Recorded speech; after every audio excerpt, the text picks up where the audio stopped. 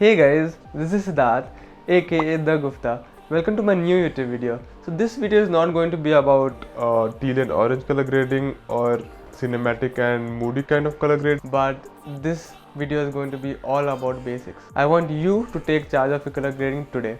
So let's learn the science behind color grading, and we'll also edit a picture along with it. So let's get started.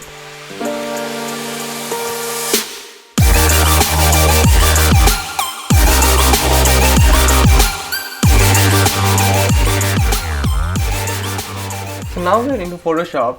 This is an image of Keer I shot last year before lockdown. Do follow her on Instagram, she's an amazing model. So now let's get started with color grading. So before starting with color grading, we need to understand what does this image consists of. So basically an image consists of the lights, the colors. So let's divide these into different parts. Let's first understand lights first, then we will understand color. So what does the light contain in this particular image?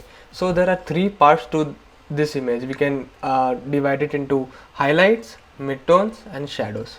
So let's take an example of how we can divide these into three parts, and I'll show you what does this exactly mean. So now let's make a adjustment layer of brightness and contrast, and let's go to select color range. So in this color range we can select highlights, midtones and shadows. So let's go to highlights, and you can see that the white parts of this image are the highlights. If I take the slider to the end, you can see that these are the highlights which are in the picture. So similarly we can select midtones and shadows itself. So let me keep the range around, yeah. So these are the highlights selected. We're going to do the same thing. Let's create one more brightness and contrast adjustment layer. Let's go to select color range and let's go to midtones. So in this midtone you can see that we can select the black slider and the white slider. White slider will select the highlights, and the black slider, if we go there, will select more of the shadows. So now this looks fine to me. We have selected the midtones here. We'll create one more brightness and contrast layer, and let's go to select color range and shadows. So now you can see the white part in this particular image are the shadows here. So if I increase, the more and more shadows are selected. So let me keep it near the blacks itself so that we select minimum amount of shadow. So this looks quite good. So now you can see that we have the highlights, midtones and shadows. So let's go to brightness and contrast layer, and let's move this a little bit and see where does this lie exactly in an image. So the highlights, as you can see, the brightest part of an image is called the highlights. So we can see that the highlights are getting affected here. Similarly the midtones. The midtones is the mids in an image, so the mids are selected in this image. Similarly shadows, which is the darkest part in an image. So let's see where does this shadow lie. So now you can see where are the shadows in an image. So this is not an exact color grading process. This is just to show you the highlights, midtones and shadows in a particular image. So now that we have understood where does that highlights, midtones and shadows lie, now next thing to understand is the color. First we need to understand what does a color consist of.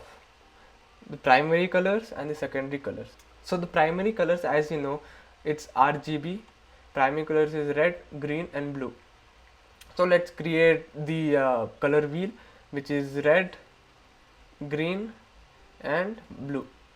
So what happens in this particular color wheel is that when we combine red, green plus blue, what we get is white.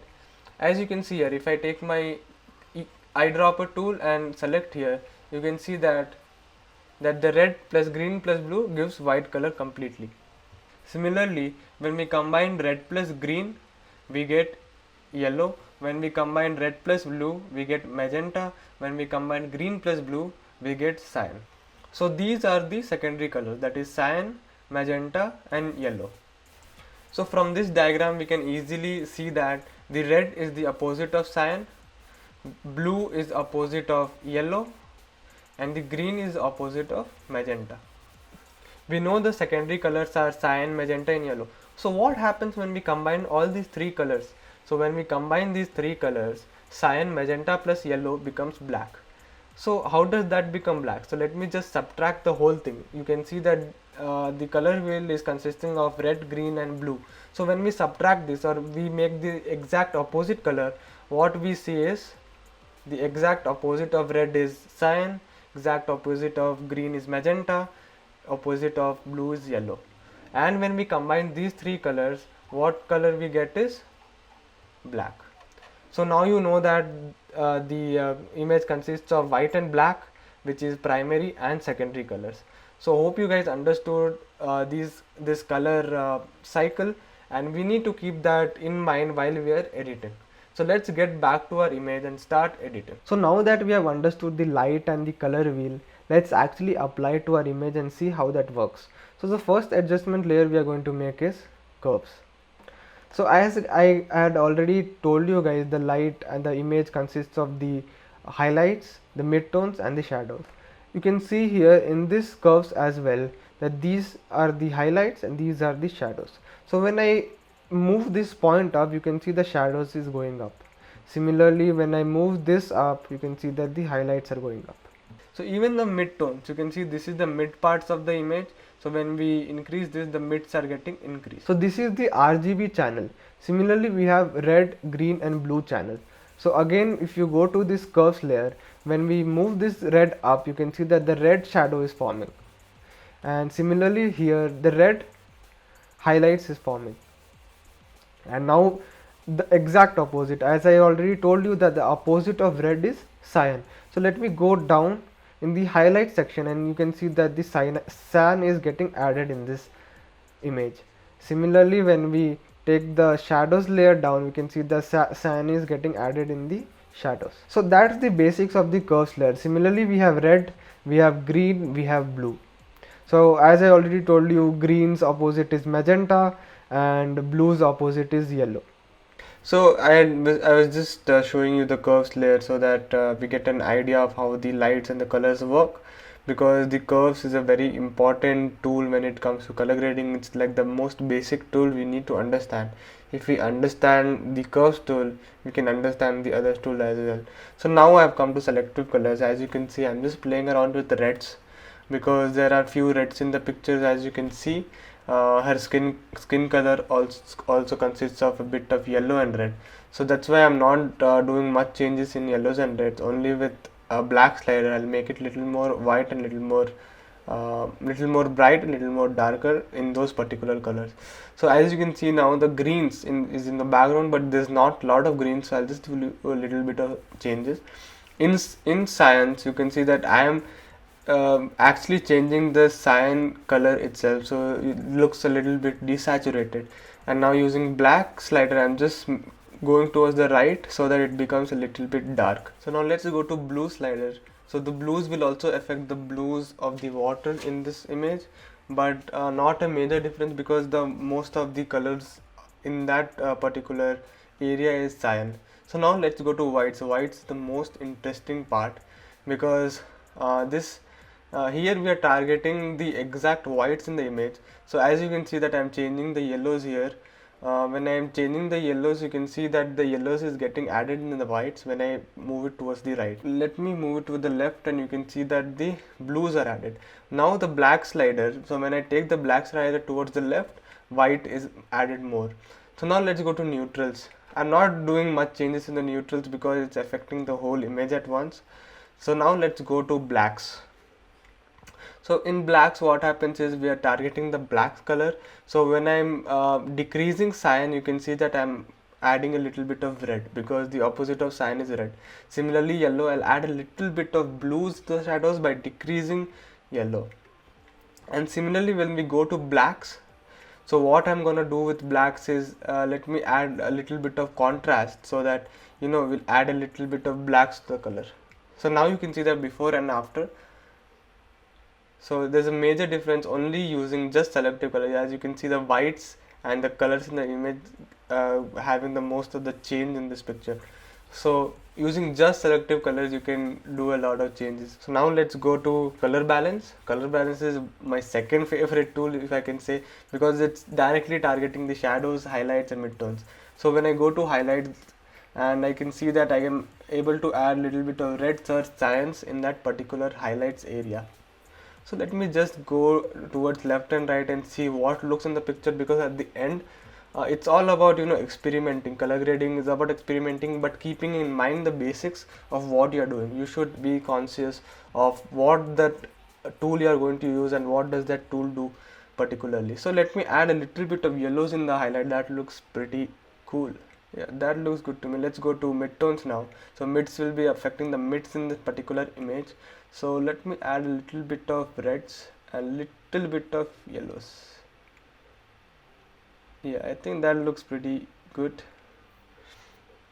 So let's go to the shadows now, and we'll add a little bit of reds to the shadows. Yeah, that around +1 looks good.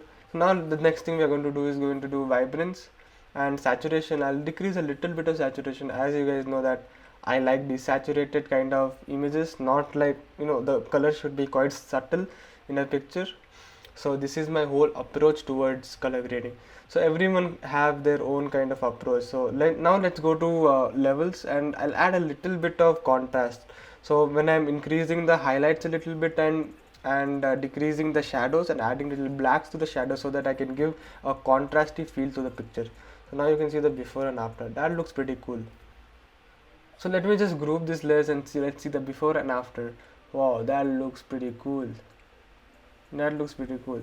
So understanding the basics of the colors and the lights, we have now graded the picture the way we intend to.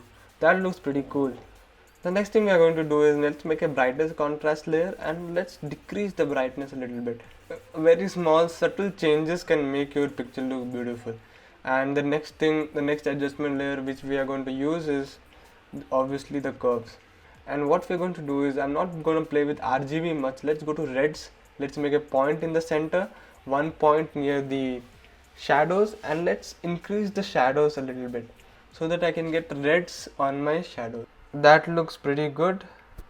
We can just keep trying we can just keep experimenting with different tools and see what happens. But at the end, it's your personal preference what you like. So now let's go to blue. In blues, again I'm going to do the same thing, because I want to add a little bit of blues shadows. Yeah, that is okay. Let me just undo it and let's go back to our shadows area, and we'll increase a little bit of shadows. We'll increase a little bit of blue shadows. Oh, that looks quite cool, but we'll keep it very subtle. So that curves layer looks quite good to me. We can see that we have made it little bluish, little from warm to little cool. So let's just decrease the opacity, and now you can see the before and after.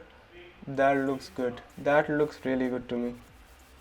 So the next thing we're going to do is, let's select the subject. Actually, let's separate the background from the subject, so that we can particularly work on that model and separately on the background. So now let's go to adjustment layer, and we'll make a levels adjustment. So using levels, what I'm going to do is, let's make the model pop a little bit. So I'll increase a little bit of shadows here. So I'll increase a little bit of highlights, so that the model pops in this image. So she's little bit separated from the background, and she's so that the image looks more 3D to us. That looks good. Now you can see the before and the after. Before and the after. That looks quite interesting. This way you can color, but this is my preference how I color grade, but it's up to you how you like. And there are so many complex kind of color grading, masking we can do. Maybe I'll come up with more and more complex kind of color grading tutorials in the future. So that's it for now. I'm glad you made it till here. Hope you found the video useful and informative. Let me know in the comments below. Do hit the like and subscribe button, and follow me on Instagram. Thank you guys. Bye.